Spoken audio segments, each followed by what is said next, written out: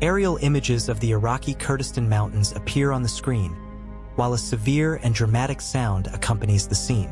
The lenses approach slowly, revealing ancient weapons being stacked, the smoke climbing in the background, the wind carrying the echo of a historic moment.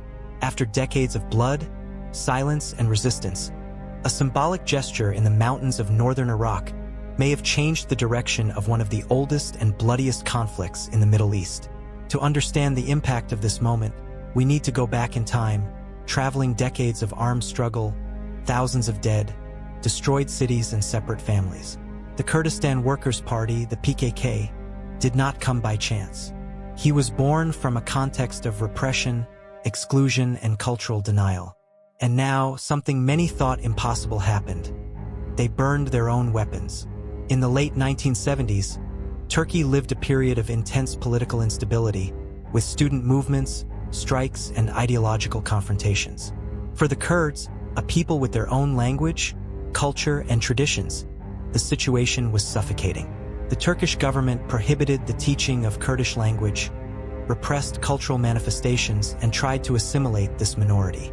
It was in this scenario that, in 1978, a group of young college students led by Abdullah Öcalan founded the PKK. At first, the movement adopted a Marxist-Leninist ideology, joining the class struggle with Kurdish nationalism, with the aim of creating an independent Kurdish state in southeastern Turkey and, in the most ambitious dream, integrating regions of Iraq, Iran, and Syria where millions of Kurds also live. The armed struggle officially began in 1984, with small ambushes and attacks against Turkish military posts. Over the years, PKK has grown in number and influence, and in the 1990s it has controlled remote mountainous areas, especially in northern Iraq, where it coordinated operations against Turkey. During this period, the group reached the height of its military strength, receiving financing of supporters abroad, operating clandestine networks, and, according to some sources, using drug trafficking to support their activities. The price of this war was very high. In 4 decades, more than 40,000 people have lost their lives, including thousands of civilians, victims of attacks and reprisals. The Turkish armed forces responded with large-scale military operations, shifting entire populations and intensifying political repression against Kurdish movements.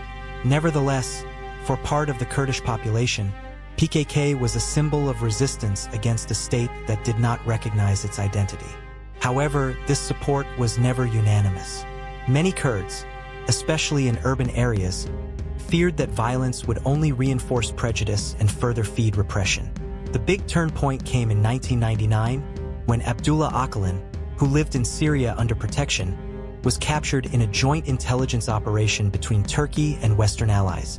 Arrested and sentenced to life imprisonment, Öcalan began a surprising strategic change. From inside the prison, he abandoned the idea of immediate independence and began to defend greater autonomy and cultural rights for the Kurdish within Turkey. This new posture has deeply divided the PKK. Part of the militants interpreted change as weakness, others as an opportunity to seek advances through the political route. In the following years, the movement alternated periods of negotiations with resumes of armed struggle, keeping one foot in the guerrilla and another in politics. But time did not play in favor of the armed arm. International surveillance grew, and the group, listed as a terrorist organization by Turkey, the United States, and the European Union, via its support sources. At the same time, internal transformations in the Kurdish community and the hardening of the Turkish government would put the movement in a decisive crossroads. The early 2000s brought a new dynamic to PKK. Öcalan's arrest had not destroyed the movement, but forced him to rethink his strategies. While the leader remained isolated in a maximum security prison, his messages were transmitted by lawyers and allies, encouraging a gradual transition to politics. Still, the armed arm kept operations on the mountains, especially on borders with Iraq and Syria. Behind the scenes, the international scenario was beginning to turn against any group involved in armed actions. Strengthening global discourse against terrorism, especially after September 11th attacks, caused PKK to face more intense surveillance, financial blockages, and greater diplomatic pressure.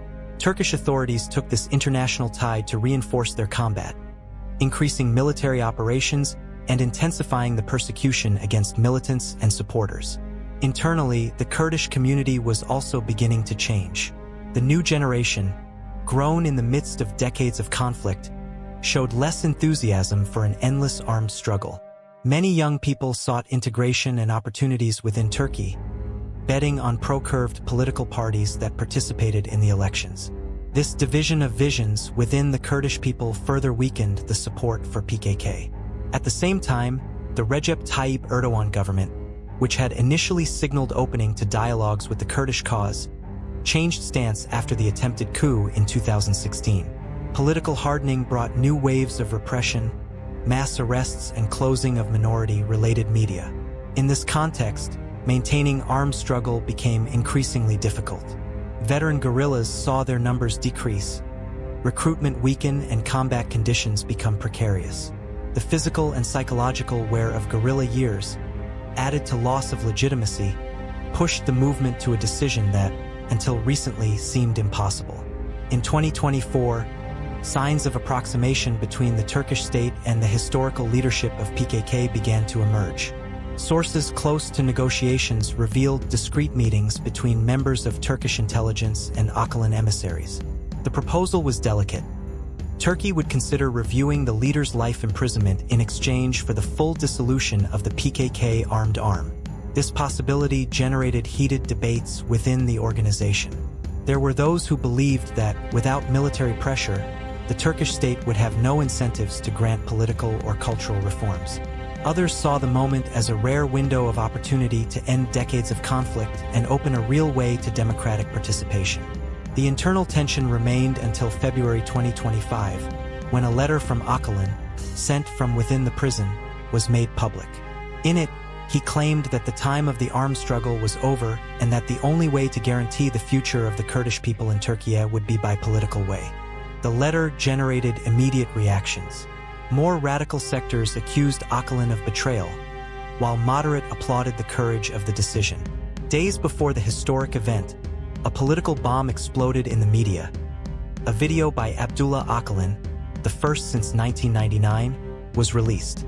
In it, the leader appeared visibly aged, but firm in the speech, officially confirming the end of armed insurgency. The impact was immediate between both the militants and the Turkish political scenario. Erdogan, amid a serious economic crisis and fall of popularity, saw in the gesture a strategic opportunity to present himself as the president who ended a 40-year conflict. On the morning of July 11, 2025, the scenario in the mountains of Iraqi Kurdistan was different from any other recorded in decades. A group of PKK Kurdish combatants, dressed in their guerrilla uniforms and carrying heavy weaponry, walked in silence to a large open area. In the center, a huge metallic container was waiting. One by one, the militants placed their rifles, fuzzless, ammunition belts, and other combat equipment. Meanwhile, an immense image of Abdullah Öcalan, hanging from a cliff, watched the act as a silent symbol. Then, in the face of the cameras and guest journalists, they set fire. The flames slowly consumed the arsenal, and the smoke rose thick through the sky, taking with it an entire chapter of the recent Middle East history. The gesture was not improvised. It was a carefully planned act, thought of as a milestone to announce to the world that, for the first time since 1984, PKK was abandoning armed struggle for its own will. Leaders present stated that this was a public commitment to political and democratic struggle, an attempt to leave behind the endless cycle of violence. The act was also the culmination of months of discreet negotiations between PKK representatives and Turkish authorities, with indirect participation of Öcalan himself, who, although incarcerated, still has a huge influence on the organization. On the same day, President Erdogan's office issued an official note stating that the irreversible dissolution of the PKK military structure would be followed by legal measures to integrate former combatants into society. The statement promised programs of reintegration, psychological support, professional training, and, above all, the possibility of full participation in Turkish political life. However, PKK political leaders were clear in saying that the continuity of peace would depend on profound constitutional reforms, capable of guaranteeing cultural, political, and linguistic rights for the Kurdish population. The warning was straightforward.